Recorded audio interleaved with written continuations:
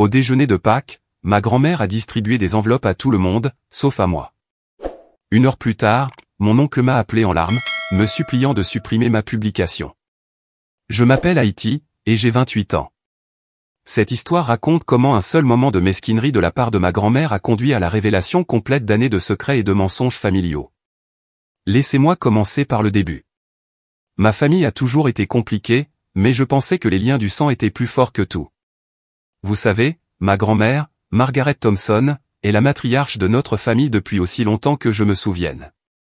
Elle a 83 ans, elle est vive comme l'éclair, et elle a cette façon de vous faire sentir que vous êtes soit sa personne préférée au monde, soit une véritable ordure. Il n'y a pas de juste milieu avec grand-mère Margaret. J'ai grandi en croyant que j'étais spécial pour elle. Quand j'étais plus jeune, elle me disait que j'étais sa petite étoile, louant toujours mes notes, mes œuvres d'art, vraiment n'importe quoi. Mais les choses ont commencé à changer à l'adolescence. J'ai commencé à remarquer à quel point elle me traitait différemment de mes cousins, surtout après certains événements familiaux. Le changement est devenu vraiment évident après que j'ai obtenu mon diplôme universitaire. J'étais la première personne de ma famille à obtenir un diplôme, ce qui, on pourrait le penser, aurait rendu tout le monde fier. Mes parents, Linda et Robert Mitchell, étaient aux anges, surtout mon père, qui n'avait jamais eu la chance d'aller à l'université. Mais la réaction de grand-mère Margaret a été froide. Elle a souri et a dit « Félicitations », mais cela semblait creux, comme si elle faisait semblant. Pendant ce temps, mes cousins, Jake et Emma Rodriguez, les enfants de mon oncle Tony, ne pouvaient rien faire de mal à ses yeux. Jake a abandonné le lycée et enchaîne les petits boulots dans la construction depuis des années. Emma est tombée enceinte à 19 ans et est maintenant mère célibataire, travaillant à temps partiel dans une épicerie. Ne vous méprenez pas, je ne les juge pas pour leur choix de vie, mais il était déroutant de voir comment grand-mère Margaret les louait constamment, tout en traitant mes réussites comme si elles n'avaient rien de spécial. Et puis il y a mon autre oncle, David Thompson, le plus jeune fils de grand-mère. Il a toujours été son enfant chéri, même s'il a 45 ans et n'a jamais eu d'emploi stable. Il s'est marié 3 fois, a des enfants qu'il voit à peine, et a toujours besoin d'argent, que grand-mère Margaret est heureuse de lui fournir. Mais moi? J'ai un emploi stable de coordinatrice marketing, j'ai acheté mon propre appartement, et je suis complètement indépendante financièrement. On pourrait penser que cela compterait pour quelque chose. L'étrangeté de la dynamique familiale a vraiment atteint son paroxysme il y a environ 3 ans, à Noël. Grand-mère Margaret a offert des cadeaux à tout le monde, sauf à moi. Quand j'ai posé la question, elle a dit qu'elle avait oublié de m'acheter quelque chose, mais qu'elle se rattraperait plus tard. Elle ne l'a jamais fait. C'est à ce moment-là que j'ai commencé à soupçonner qu'il se passait quelque chose de plus profond, mais je n'arrivais pas à comprendre quoi. Ma mère lui trouvait toujours des excuses. Tu sais comment est grand-mère, chérie. Elle vieillit. Parfois, elle oublie des choses. Mais je savais que ce n'était pas un oubli. C'était intentionnel. La façon dont son visage s'illuminait quand Jake ou Emma entraient dans une pièce, comparée à la manière polie mais distante dont elle me saluait, le montrait clairement. J'ai essayé d'en parler à mon père, mais il devenait juste mal à l'aise et changeait de sujet. Ma mère se mettait sur la défensive et m'accusait d'être trop sensible ou de trop interpréter les choses. Alors, j'ai arrêté d'en parler, et j'ai simplement essayé d'accepter que, pour une raison quelconque, je n'étais plus la préférée de grand-mère Margaret. Mais ce Pâques était différent. Ce Pâques a été la goutte d'eau qui a tout fait éclater. La famille se réunit toujours chez grand-mère Margaret pour le déjeuner de Pâques. C'est une grande tradition qu'elle perpétue depuis des décennies. Elle vit dans cette belle et vieille maison victorienne, qui est dans la famille depuis toujours, et elle est très fière d'organiser ses repas élaborés. La table de la salle à manger est dressée avec sa belle porcelaine, il y a des fleurs fraîches partout, et elle prépare toujours un buffet incroyable. Cette année, tout le monde était là, mes parents, l'oncle Tony et sa femme, Maria, avec Jake et Emma, l'oncle David avec sa petite amie actuelle, Jennifer, et moi. Nous étions tous assis autour de la table de la salle à manger, après avoir terminé le plat principal, quand grand-mère Margaret s'est levée et a annoncé qu'elle avait quelque chose de spécial pour tout le monde. Elle a disparu dans la cuisine et est revenue avec une pile d'enveloppes blanches. Mon cœur a commencé à battre un peu plus vite, car je me souvenais de la situation du cadeau de Noël. Mais je me suis dit que ce serait différent. C'était Pâques, et elle avait spécifiquement dit qu'elle avait quelque chose pour tout le monde. Une par une, elle a distribué les enveloppes. Tony, ceci est pour toi et Maria, a-t-elle dit avec un sourire chaleureux. Et Jake, Emma, voici les vôtres. Elle a fait le tour de la table, donnant des enveloppes à l'oncle David et à sa petite amie, puis à mes parents. J'étais assise là, à attendre, regardant tout le monde ouvrir son enveloppe. À l'intérieur de chaque enveloppe, il y avait un chèque. Je ne pouvais pas voir les montants de là où j'étais assise, mais je pouvais dire, d'après les réactions de chacun, qu'ils étaient substantiels. Jake a même eu le souffle coupé et a dit, « Grand-mère, c'est trop ». Emma s'est mise à pleurer et l'a serré dans ses bras. Même l'oncle David, qui est généralement assez détaché avec l'argent puisqu'il en reçoit toujours de sa part, avait l'air surpris par le montant. Mais moi, j'étais là, assise au bout de la table, sans aucune enveloppe devant moi. Grand-mère Margaret avait fait le tour de tout le monde, sauf de moi. Elle m'a regardé droit dans les yeux, et pendant un instant, j'ai pensé qu'elle gardait peut-être la mienne pour la fin, peut-être qu'elle préparait quelque chose de spécial. Au lieu de cela, elle s'est rassise et a dit, « Eh bien, j'espère que tout le monde appréciera son cadeau de Pâques. C'est si merveilleux d'avoir la famille réunie comme ça. » J'ai eu l'impression d'avoir reçu un coup de poing dans l'estomac. Les conversations autour de la table bourdonnaient d'excitation, les gens parlaient de leur chèque, mais je suis restée assise là, en état de choc complet. Ce n'était pas un oubli de cadeau de Noël. C'était une exclusion délibérée d'un cadeau familial manifestement important, juste devant tout le monde. Ma mère a croisé mon regard de l'autre côté de la table et m'a lancé ce regard qui, je le savais, signifiait « ne fais pas de scène ». Mon père fixait son assiette, clairement mal à l'aise, mais pas disposé à prendre la parole. Personne d'autre ne semblait remarquer ou se soucier que j'ai été laissé de côté. J'avais deux choix à ce moment-là. Je pouvais faire une scène, exiger de savoir pourquoi j'étais exclu, et probablement gâcher Pâques pour tout le monde. Ou je pouvais gérer cela avec grâce et dignité, même si je mourais à l'intérieur. J'ai choisi la grâce, mais avec une petite touche personnelle. J'ai souri poliment, comme si de rien n'était. J'ai même félicité Jake et Emma pour leur cadeau. Puis j'ai dit, vous savez quoi, grand-mère? C'était charmant, mais je viens de me souvenir que j'ai du travail à rattraper à la maison. Est-ce que ça irait si je partais un peu plus tôt? Grand-mère Margaret a semblé presque soulagée. Bien sûr, ma chérie. Merci d'être venue. J'ai embrassé tout le monde pour leur dire au revoir, toujours souriante, agissant toujours comme si tout allait parfaitement bien. Mais avant de partir, j'ai demandé si je pouvais prendre une photo de famille rapide. Pour mon Instagram, ai-je expliqué. J'adore documenter nos réunions de famille. Tout le monde s'est rassemblé autour de la table de la salle à manger, avec toutes ces enveloppes blanches bien visibles. Grand-mère Margaret rayonnait au centre, entourée de sa famille et de toutes les preuves de sa générosité pascale. J'ai pris plusieurs photos, en m'assurant d'avoir différents angles, puis j'ai pris un dernier selfie de moi, souriante, devant le groupe. Parfait, ai-je dit joyeusement. Ce seront de superbes souvenirs. J'ai quitté la maison de grand-mère Margaret et j'ai conduit jusqu'à chez moi en silence complet. Je ne pleurais même pas encore, j'étais juste engourdi. Mais au moment où je suis arrivé à mon appartement, la réalité de ce qui s'était passé m'a frappé comme un train de marchandises. Je me suis assise sur mon canapé et j'ai juste sangloté. Pourquoi étais-je traité comme ça? Qu'est-ce que j'avais fait de mal? Était-ce parce que j'avais réussi? Parce que je n'avais pas besoin d'argent comme certains des autres? Étais-je puni pour mon indépendance? Les questions tourbillonnaient dans ma tête, et je ne trouvais aucune réponse sensée. Après avoir pleuré, je me suis mise en colère. Vraiment en colère. Et c'est là que j'ai décidé de faire quelque chose. J'ai ouvert Instagram et j'ai commencé à rédiger ma publication. J'ai choisi la photo de groupe, où l'on pouvait clairement voir toutes les enveloppes sur la table, et j'ai écrit une légende qui était honnête, mais sans méchanceté, déjeuner de Pâques en famille. Grand-mère a surpris tout le monde avec de généreux cadeaux de Pâques aujourd'hui.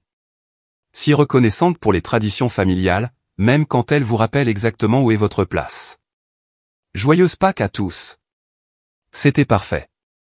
Pour quiconque ne connaissait pas toute l'histoire, cela ressemblerait juste à une belle publication de famille, mais quiconque regarderait de près la photo et lirait entre les lignes de ma légende comprendrait exactement ce qui s'était passé. La phrase même quand elle vous rappelle exactement où est votre place était très lourde de sens, mais techniquement, elle ne disait rien de méchant sur personne. J'ai publié et j'ai rangé mon téléphone. Je ne m'attendais à rien de dramatique. Je voulais juste documenter le moment, et peut-être faire savoir subtilement à mes amis ce que je vivais. Mais les réseaux sociaux ont leur propre vie. En moins d'une heure, j'avais des dizaines de likes et de commentaires. Certains de mes amis me demandaient si j'allais bien, car ils sentaient que quelque chose clochait dans la publication. D'autres commentaient à quel point la photo de famille était belle. Mais c'est alors que certains de nos amis de famille, des gens qui connaissent bien notre dynamique familiale, ont commencé à commenter des choses comme « Oh, Haïti, j'espère que tu as été gâté aussi, et qu'est-ce que grand-mère Margaret t'a offert ?» C'est là que les choses sont devenues intéressantes. Comme je ne répondais pas à ces commentaires, les gens ont commencé à faire le rapprochement. Mon amie d'université, Jessica, a commenté « Attends, Haïti, tu es sur cette photo ? Je vois tout le monde, mais je ne vois pas d'enveloppe devant ta place. » Et c'est là que la publication a commencé à attirer une réelle attention. Les gens ont commencé à regarder la photo de plus près, à compter les enveloppes, à compter les personnes, et à réaliser que le compte n'y était pas. Mon ami Marcus, qui connaît ma famille depuis le lycée, a commenté « Attendez une minute. Est-ce qu'ils ont vraiment exclu Haïti de ce truc d'enveloppe ? C'est dégoûtant. » Les commentaires ont continué d'affluer, et ils devenaient de plus en plus directs.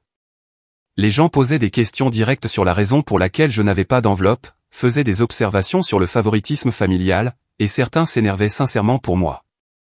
Mais la véritable explosion s'est produite lorsque la petite amie de mon cousin Jack, Ashley, a vu la publication.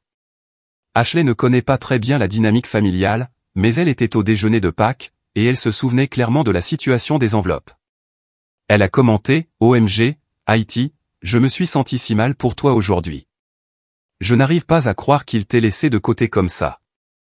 Tu as si bien géré la situation, cependant. » Ce commentaire a été comme jeter une allumette dans une pièce pleine d'essence. Maintenant, tout le monde savait avec certitude que j'avais été délibérément exclu d'un moment de distribution de cadeaux en famille. Les commentaires ont commencé à pleuvoir, de la part d'amis, de collègues, de connaissances, et même de certains membres de la famille élargie que je connaissais à peine. Les gens étaient furieux.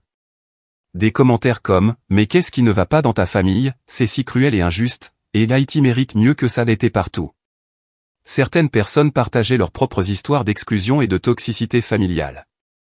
Quelques amis de ma mère ont même commenté, demandant ce qui se passait et exprimant leur inquiétude. La publication était également partagée. Les gens la capturaient et la publiaient sur leurs propres réseaux sociaux avec des légendes sur les drames familiaux et les traitements injustes. Elle se propageait bien au-delà de mon cercle immédiat d'amis et de famille. Et c'est là que mon téléphone a commencé à sonner. Le premier appel venait de ma mère. « Haïti, ma chérie, qu'est-ce que c'est que cette publication ? Les gens commentent des choses très inquiétantes. » J'ai joué l'innocente. « Quelle publication, maman ? » « Oh, la photo de Pâques.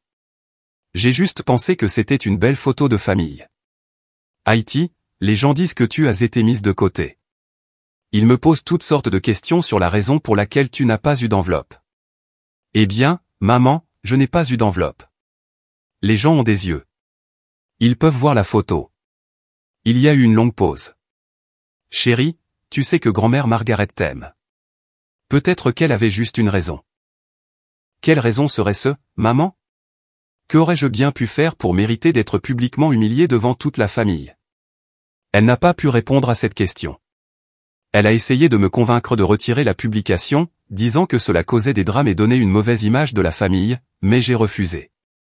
Je lui ai dit que je ne faisais que partager une photo de famille, et que les gens étaient libres de tirer leurs propres conclusions. Le deuxième appel venait de mon père. Il était plus direct. « Haïti, cette publication cause des problèmes.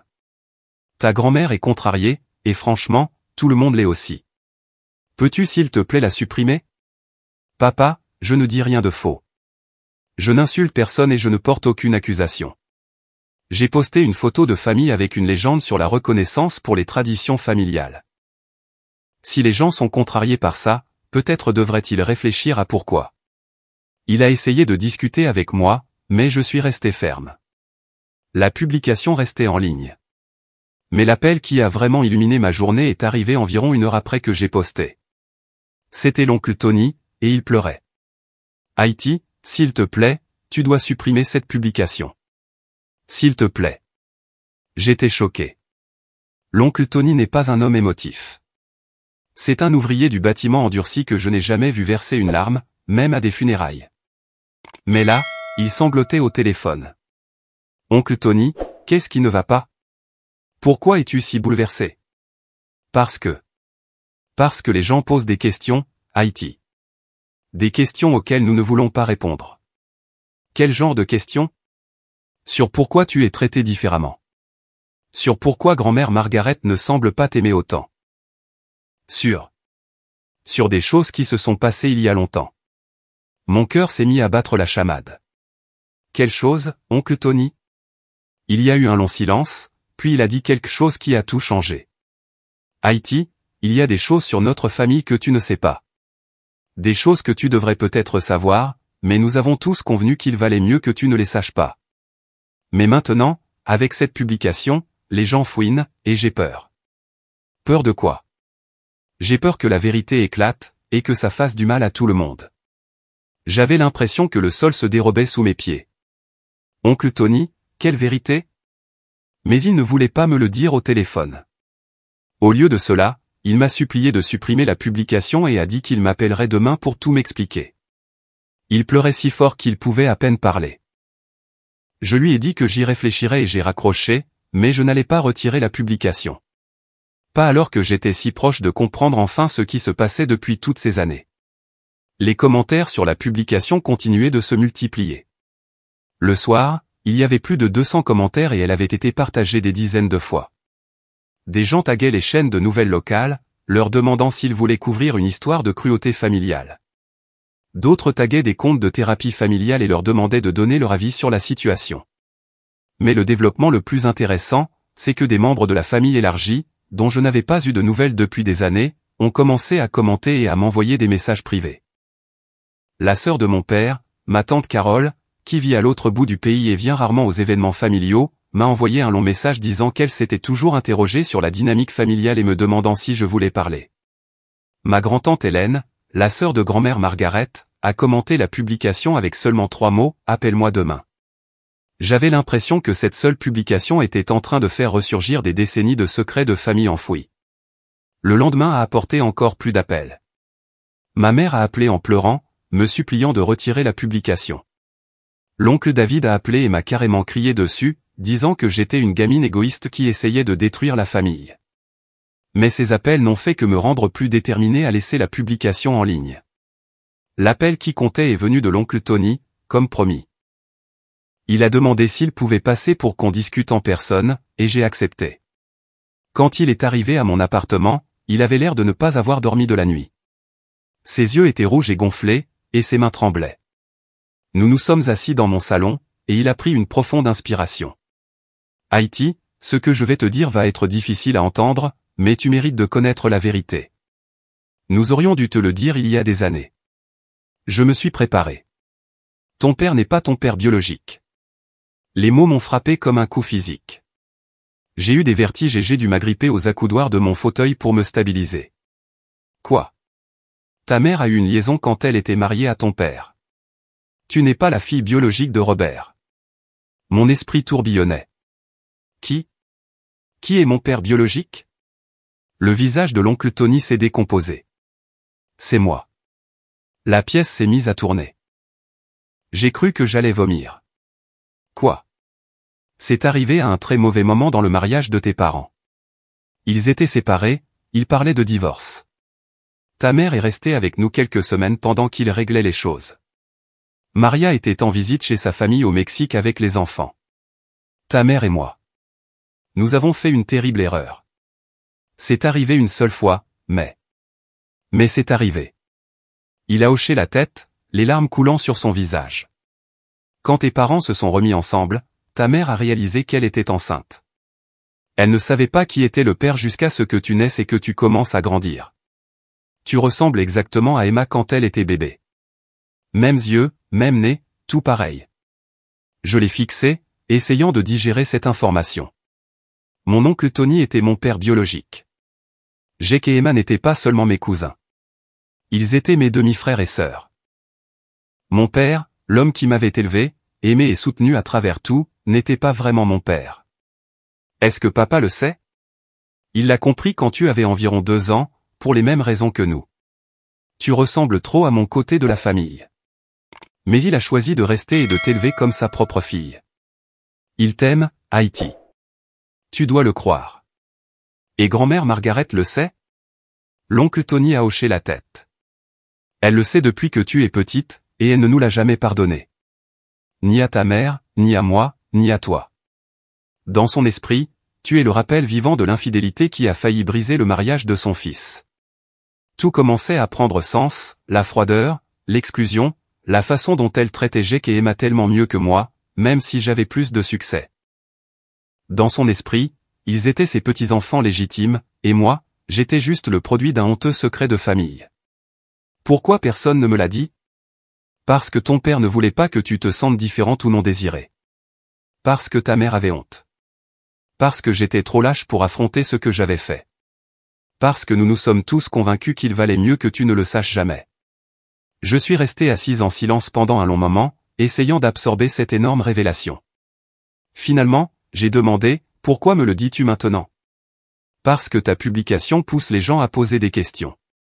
Les gens commencent à reconstituer les pièces du puzzle. Certains des vieux amis de la famille se souviennent du timing de tout ça, et ils commencent à en parler sur les réseaux sociaux. Maria a vu la publication et m'a demandé directement si tu es ma fille. Je ne pouvais plus lui mentir. Qu'est-ce que tu lui as dit? La vérité. Et maintenant, je vais probablement perdre ma femme et mes enfants, comme nous l'avons toujours craint. J'ai regardé cet homme que j'avais grandi en appelant oncle Tony, qui était en fait mon père biologique, assis dans mon salon en train de pleurer parce que des décennies de mensonges le rattrapaient enfin. Oncle Tony. Je veux dire, comment suis-je censé t'appeler maintenant?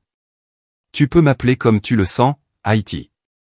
Je sais que je n'ai pas le droit de te demander de me considérer comme ton père.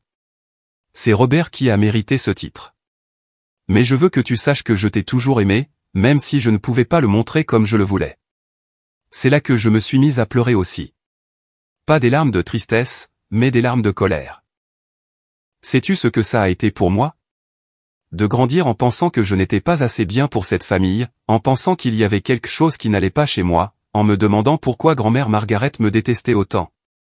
Je sais, et je suis tellement désolé. Nous pensions te protéger, mais nous ne faisions que nous protéger nous-mêmes. J'ai essuyé mes larmes et je les regardais. La publication reste en ligne. Haïti, s'il te plaît. Non. J'ai vécu avec ce mystère toute ma vie. En me demandant ce que j'avais fait de mal. En me demandant pourquoi je n'étais pas aimé de la même manière que les autres. Maintenant, je sais que ça n'avait rien à voir avec ce que j'ai fait. C'était à cause de vous tous, trop lâches pour faire face aux conséquences de vos actes.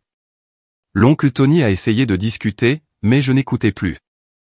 Je lui ai dit qu'il devait partir, et que s'il voulait avoir une quelconque relation avec moi à l'avenir, il devait arrêter de me demander de cacher la vérité pour que tout le monde soit à l'aise.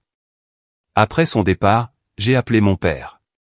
Mon vrai père, l'homme qui a choisi de m'élever, même quand il a découvert que je n'étais pas biologiquement la sienne. Papa, il faut qu'on parle. Je sais, ma chérie. Tony m'a appelé. Il t'a tout dit. Pourquoi ne me l'as-tu jamais dit? Il y a eu une longue pause. Parce que tu es ma fille, Haïti. La biologie ne change rien à ça. Je ne voulais pas que tu aies l'impression de devoir choisir entre Tony et moi, ou que tu sois en quelque sorte moins mon enfant parce que nous ne partageons pas le même ADN. Je me suis remise à pleurer. Papa, je suis tellement désolé. Je suis désolé que maman ait triché. Je suis désolé que tu aies dû découvrir que je n'étais pas la tienne. Je suis désolé que tu aies dû gérer tout ça. Chérie, arrête. Tu n'as rien à te reprocher. Tu n'as rien fait de mal. Tu n'étais qu'un bébé qui méritait d'être aimé et désiré, et c'est exactement ce que tu as été. Tu es ma fille à tous les égards qui comptent. Nous avons parlé pendant plus d'1 heure. Il m'a expliqué à quel point ça avait été difficile, au fil des ans, de voir grand-mère Margaret me traiter différemment, sans vouloir causer plus de drame en la confrontant. Il m'a dit à quel point il était fier de la femme que j'étais devenue, et qu'il n'avait jamais regretté d'avoir choisi de rester et de m'élever. Mais il m'a aussi demandé d'envisager de retirer la publication, non pas pour grand-mère Margaret, mais pour les autres membres de la famille qui pourraient être blessés par toute cette attention. Je lui ai dit que j'y réfléchirais. Au cours des jours suivants, la publication a continué de prendre de l'ampleur. Elle avait été partagée des centaines de fois, et les gens commençaient à fouiller dans notre histoire familiale. Des détectives amateurs d'Internet avaient reconstitué la chronologie et publié des commentaires qui frôlaient la vérité sur ma filiation. Les chaînes de nouvelles locales avaient commencé à suivre l'histoire après y avoir été taguées dans de nombreux commentaires. Un journaliste de la chaîne 7 m'a même appelé pour me demander si je voulais faire une interview sur l'exclusion familiale et la violence psychologique. J'ai refusé l'interview, mais le fait qu'il soit intéressé montrait à quel point l'affaire avait pris de l'ampleur. Grand-mère Margaret m'a finalement appelé elle-même. Haïti, tu dois immédiatement retirer cette publication. Sa voix était froide et autoritaire, le même ton qu'elle avait utilisé avec moi toute ma vie quand quelque chose lui déplaisait. Bonjour, grand-mère. Comment vas-tu? Ne joue pas à ce jeu avec moi, jeune fille. Cette publication cause de sérieux problèmes à cette famille. Quel problème serait-ce? Les gens posent des questions, portent des accusations, répandent des rumeurs. Quelle rumeur? Il y a eu une longue pause. Tu sais quelle rumeur? En fait, je sais maintenant. Oncle Tony a tout avoué. Je sais pourquoi tu m'as toujours traité différemment. Une autre pause. Alors tu comprends pourquoi cette publication doit être retirée. En fait, ça me donne encore plus envie de la laisser. Tu as passé toute ma vie à me faire sentir que je n'étais pas assez bien, que je n'appartenais pas, que j'étais en quelque sorte inférieur à tous les autres dans cette famille. Et ça n'a jamais été à cause de quelque chose que j'ai fait. C'était à cause de ton incapacité à pardonner une erreur qui s'est produite avant même ma naissance. Cette erreur a détruit cette famille. Non, grand-mère. Ta réaction à cette erreur a détruit cette famille. Tu aurais pu choisir l'amour et le pardon. Au lieu de cela, tu as choisi de punir une enfant innocente pour les péchés des adultes qui l'entouraient. Je pouvais entendre sa respiration devenir plus lourde. Elle était en colère. Mais pour la première fois de ma vie, je m'en fichais. Si tu ne retires pas cette publication, je te rayerai complètement de mon testament. J'ai ri. J'ai vraiment ri aux éclats. Grand-mère, tu as été assez claire au fil des ans sur le fait que je n'aurais rien de toi de toute façon. Tes menaces ne me font plus peur. Je pourrais dire aux gens la vérité sur ce que tu es vraiment. Vas-y, oncle Tony m'a déjà tout dit. La vérité ne me fait pas peur. Apparemment, elle vous fait tous peur, et c'est exactement pourquoi la publication reste en ligne. Elle m'a raccroché au nez. Mais l'histoire ne s'arrête pas là. Car ma publication avait fait quelque chose que je n'aurais jamais imaginé, elle avait donné à d'autres personnes la permission de dire aussi leur vérité. Ma grand-tante Hélène m'a appelé ce soir-là. C'est la sœur de grand-mère Margaret, et elle a toujours été la rebelle de cette génération. Haïti, ma chérie, j'ai vu ta publication, et je pense qu'il est temps que quelqu'un tienne tête à Margaret. Tante Hélène, je n'essayais pas de causer des ennuis. Tu essayais de causer des ennuis, et tant mieux pour toi. Cette femme contrôle cette famille par la culpabilité et l'argent depuis des décennies, et il est temps que quelqu'un la dénonce. Tante Hélène m'a raconté des histoires sur grand-mère Margaret que je n'avais jamais entendues, comment elle avait utilisé l'argent pour manipuler les décisions familiales pendant des années, comment elle avait fait du favoritisme avec ses propres enfants, brandissant toujours le soutien financier au-dessus de leur tête pour les amener à faire ce qu'elle voulait, comment elle avait essayé de briser le mariage de mes parents quand elle a appris l'infidélité, non pas parce qu'elle se souciait des sentiments de mon père, mais parce qu'elle était gênée de ce que les gens penseraient. Ta publication fait parler les gens, Haïti. Des gens qui se taisaient depuis des années, parce qu'ils avaient peur de la réaction de Margaret. Mais maintenant, ils voient quelqu'un lui tenir tête, et ils trouvent aussi leur courage. Et c'était vrai. Au cours des jours suivants, j'ai commencé à recevoir des messages de membres de la famille que je connaissais à peine, me remerciant d'avoir posté cette photo. Les gens partageaient leurs propres histoires sur la façon dont grand-mère Margaret les avait traités injustement au fil des ans, comment elle les avait exclus d'événements familiaux ou de dons financiers à cause d'une offense perçue. Ma cousine au 2e degré, Rachel, la fille de l'oncle David de son premier mariage, m'a contacté pour me dire comment grand-mère Margaret avait refusé de reconnaître ses enfants parce qu'elle n'approuvait pas le mari de Rachel. Le fils de mon grand-oncle Paul m'a contacté pour dire qu'il avait été complètement coupé de la famille après avoir fait son coming out gay dans les années 1990. Il s'est avéré que mon expérience de Pâques n'était pas unique.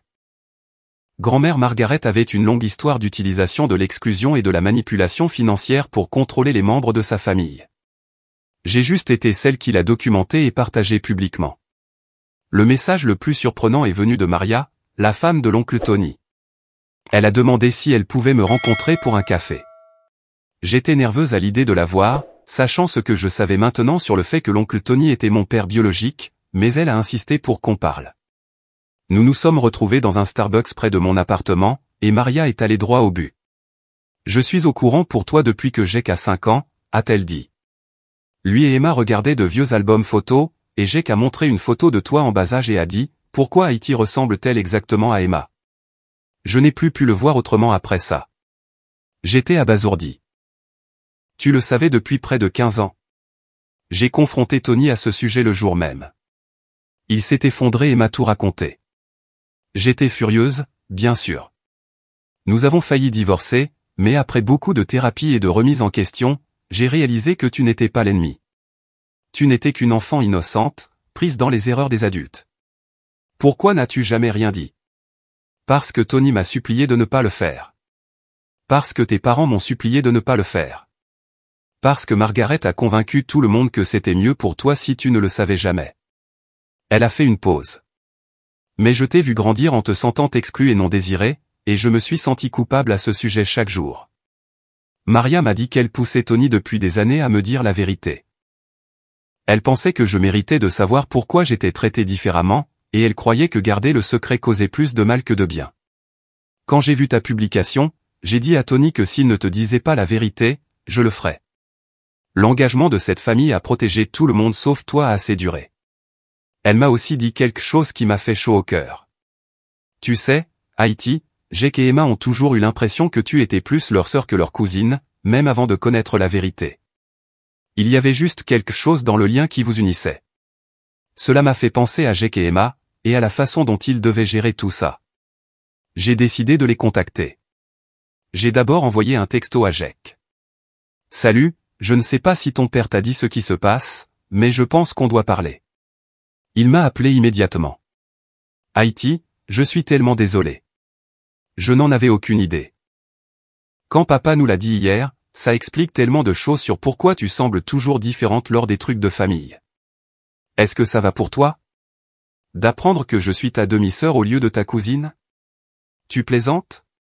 C'est la meilleure nouvelle de tous les temps. Ça veut dire qu'on est encore plus une famille qu'on ne le pensait. Emma a eu une réaction similaire quand je l'ai appelée. Elle a même pleuré et a dit, Haïti, ça explique pourquoi je me suis toujours sentie si protectrice envers toi, et pourquoi j'ai toujours pensé que grand-mère Margaret était injuste. Tous deux étaient en colère contre leur père d'avoir gardé le secret si longtemps, mais ils étaient excités à l'idée d'être mes frères et sœurs au lieu de simples cousins. Emma a même plaisanté, est-ce que ça veut dire que je peux t'emprunter tes vêtements maintenant qu'on est sœurs? La dynamique familiale changeait d'une manière que je n'aurais jamais pu prédire, mais la personne qui m'inquiétait le plus était mon père, Robert. Je savais que toute cette situation devait raviver de douloureux souvenirs pour lui. Quand je l'ai appelé pour prendre de ses nouvelles, il m'a surprise par sa perspective. Tu sais, Haïti, d'une manière étrange, je suis soulagé que tout soit enfin révélé. Je te vois lutter contre ce sentiment d'exclusion de cette famille depuis des années, et je me sentais impuissant à y remédier sans révéler la vérité. Peut-être que maintenant, tu peux enfin comprendre que rien de tout cela n'était de ta faute. Papa, es-tu sûr que ça va que tout ça devienne public? Honnêtement, je suis fier de toi d'avoir pris ta défense. J'aurais dû le faire il y a des années, mais j'étais trop préoccupé par le maintien de la paix. Tu es plus courageuse que je ne l'ai jamais été. Pendant ce temps, ma publication Instagram continuait de gagner en attention. Elle avait atteint plus d'1 millier de partages, et les commentaires se comptaient par centaines. Les gens décortiquaient chaque aspect de la photo, faisant des observations sur le langage corporel, les expressions faciales et la dynamique familiale. Certains commentaires étaient encourageants, bien joué d'avoir documenté ça. Parfois, il faut des preuves de la façon dont on est traité. D'autres étaient critiques, cela semble être une affaire de famille privée qui ne devrait pas être étalée sur les réseaux sociaux. Mais la grande majorité étaient des gens partageant leurs propres histoires d'exclusion familiale et me félicitant d'avoir pris la parole. L'histoire avait même attiré l'attention de certains comptes de thérapie familiale et de psychologie, qui l'utilisaient comme exemple de violence psychologique et de bouc émissaire familial. Une thérapeute agréée a commenté avec une longue publication sur les dommages psychologiques causés par l'exclusion et le favoritisme dans les familles. Mais le développement le plus intéressant se produisait au sein de ma famille élargie. La publication était devenue un catalyseur pour que les gens s'expriment enfin sur des années de griefs refoulés concernant le comportement de grand-mère Margaret. Ma cousine Rachel a lancé sa propre publication sur Facebook, expliquant comment elle avait été exclue des événements familiaux pendant plus d'une décennie. Le fils du grand-oncle Paul a créé tout un fil Twitter sur son coming out dans une famille conservatrice et son rejet. Même certains voisins de grand-mère Margaret avaient commencé à commenter, témoignant du traitement cruel qu'elle infligeait aux membres de sa famille au fil des ans. C'était comme si ma seule publication Instagram avait ouvert les vannes pour tous ceux qui avaient déjà été blessés par son comportement manipulateur et exclusif. Une semaine après la publication initiale, l'oncle David m'a appelé.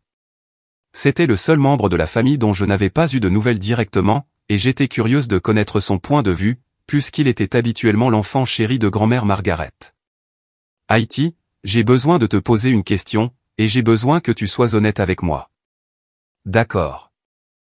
Essaies-tu de détruire notre famille? Je suis restée silencieuse un moment, réfléchissant à la manière de répondre. Oncle David, j'ai posté une photo de famille avec une légende sur la reconnaissance pour les traditions. Si c'est ça, détruire la famille, alors peut-être que la famille était déjà assez fragile. Tu sais que c'est plus que ça. Tu savais exactement ce que tu faisais en postant cette photo. Tu as raison. Je savais ce que je faisais.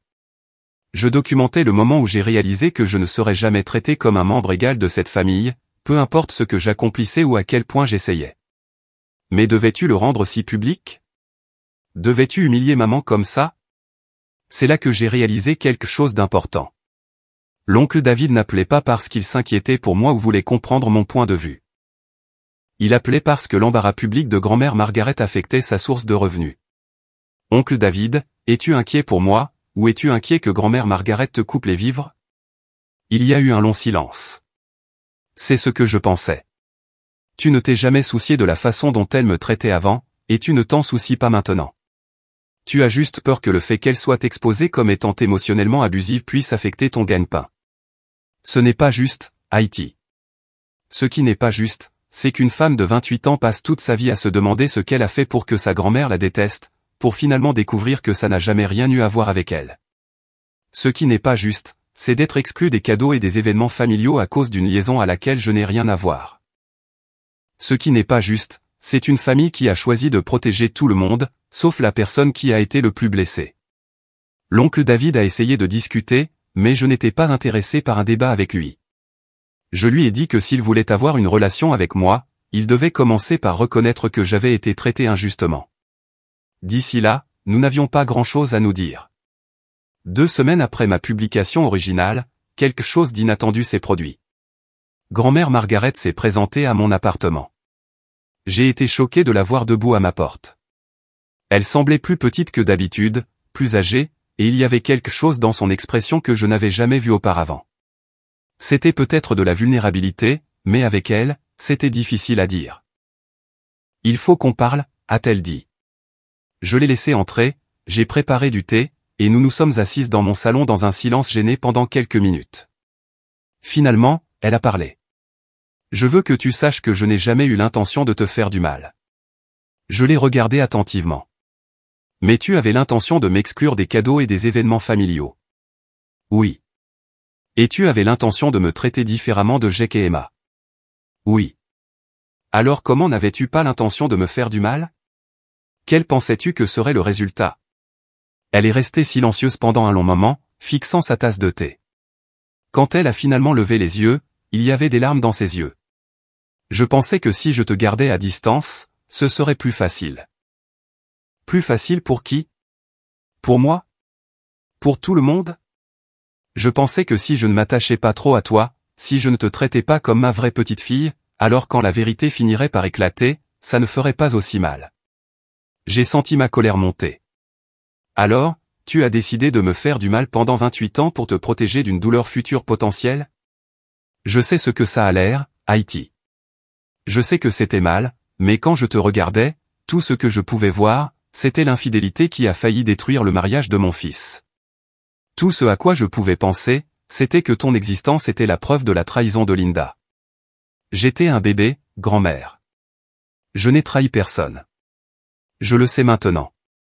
Je l'ai toujours su, en fait. Mais j'étais tellement en colère, et je ne savais pas comment séparer mes sentiments sur ce qui s'était passé de mes sentiments à ton égard. Nous nous sommes de nouveau assis en silence. Je pouvais voir qu'elle luttait, mais je n'étais pas prête à lui faciliter la tâche. La publication, a-t-elle dit finalement. Elle a fait beaucoup de bruit. J'ai remarqué. Les gens disent des choses terribles sur moi, sur notre famille. Disent-ils quelque chose qui n'est pas vrai, ai-je demandé. Elle m'a regardé d'un air vif. Une partie est vraie. Une partie est exagérée. Quelles parties sont exagérées? Une autre longue pause. Je suppose que la plupart est vraie. J'ai été surprise par son honnêteté. Je m'attendais à ce qu'elle vienne ici et exige que je retire la publication, peut-être en essayant de me manipuler avec la culpabilité ou des menaces, mais elle semblait sincèrement vaincue. Que veux-tu de moi, grand-mère? Je veux arranger les choses. Comment? Je ne sais pas. J'espérais que tu pourrais me le dire. J'ai regardé cette femme qui avait rendu mon enfance si confuse et douloureuse, qui m'avait refusé l'amour et l'acceptation pour des raisons qui n'avaient rien à voir avec moi. Et j'ai réalisé quelque chose de surprenant, je ne la détestais plus. J'avais pitié d'elle. Grand-mère, je ne pense pas que tu puisses arranger ça. Tu ne peux pas me rendre les années que j'ai passées à sentir que je n'étais pas assez bien. Tu ne peux pas effacer les souvenirs d'exclusion et de traitement comme si je ne comptais pas. Mais tu pourrais commencer par dire la vérité. L'oncle Tony m'a de nouveau appelé en pleurant, mais cette fois, c'était de soulagement. Haïti, quand j'ai vu le commentaire de maman, j'ai réalisé que si elle pouvait trouver le courage de s'excuser publiquement, alors je pouvais trouver le courage d'affronter les conséquences de mes actes. Il m'a dit que lui et Maria allaient suivre une thérapie de couple pour surmonter l'infidélité et ses conséquences. Il a aussi dit qu'il voulait avoir une vraie relation avec moi, en tant que père, si j'étais ouverte à cela. Je sais que Robert sera toujours ton père à tous les égards qui comptent le plus, a-t-il dit, mais j'aimerais faire partie de ta vie aussi, si tu me le permets. Jake et Emma étaient aux anges à propos des excuses de grand-mère Margaret. Emma m'a appelé en sanglotant. Haïti, je suis si fière de toi d'avoir pris ta défense, et je suis si heureuse que grand-mère ait enfin fait ce qu'il fallait. Même l'oncle David a appelé pour s'excuser de sa conversation précédente. J'étais tellement concentré sur la protection de maman que je n'ai pas pensé à te protéger. C'était mal. Mes parents étaient soulagés que la vérité soit enfin révélée. Ma mère, Linda, est passée le lendemain du commentaire de grand-mère Margaret et a pleuré dans mon salon. Haïti, je suis tellement désolé. Je pensais que nous te protégions en gardant le secret, mais en réalité, nous ne faisions que nous protéger nous-mêmes de devoir affronter ce que nous avions fait. Tu mérites de connaître la vérité, et tu mérites d'être aimé et accepté, quelle que soit la manière dont tu es venu au monde. Mon père, Robert, a été, comme à son habitude, direct. Je suis fier de toi d'avoir géré toute cette situation avec autant de grâce et de force. Tu as forcé cette famille à affronter de vilaines vérités, et cela a demandé un vrai courage. Mais la réponse la plus significative est venue d'une source inattendue. Ma grand-tante Hélène m'a appelé et m'a dit, « Haïti, ma chérie, tu as fait quelque chose qu'aucun de nous, les adultes, n'a eu le courage de faire. Tu as tenu tête à Margaret et tu l'as forcée à faire face aux conséquences de ses actes. Il fallait un sacré cran, et je t'admire énormément pour ça. » La publication Instagram est restée en ligne, et elle est devenue une sorte de sensation virale. Elle a été présentée dans des articles sur la dynamique familiale, la responsabilité sur les réseaux sociaux et le pouvoir de la documentation. Quelques organisations de thérapie familiale m'ont contacté pour me demander si je voulais partager mon histoire comme exemple de la manière de gérer l'exclusion familiale et la manipulation émotionnelle.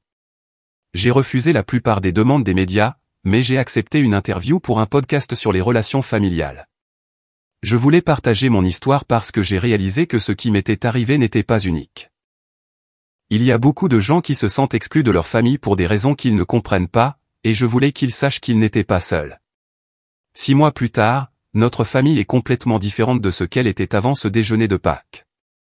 Grand-mère Margaret et moi avons commencé à prendre un café chaque semaine, où nous reconstruisons lentement notre relation. Elle m'a raconté des histoires sur sa propre enfance et sur la douleur qui l'a façonnée en une personne qui contrôlait les autres par l'exclusion et la manipulation. Cela n'excuse pas son comportement, mais ça m'aide à le comprendre. L'oncle Tony et moi développons une relation père-fille, ce qui est étrange, mais merveilleux. Il m'apprend le métier de la construction, et je l'aide à comprendre le marketing des réseaux sociaux pour son entreprise. Jake et Emma m'appellent officiellement leur sœur maintenant, et nous sommes plus proches que nous ne l'avons jamais été. Ma relation avec mes parents s'est également approfondie. Connaître toute la vérité sur mes origines nous a en fait rapprochés. Mon père et moi parlons ouvertement de ce que c'était pour lui d'élever un enfant qui n'était pas biologiquement le sien.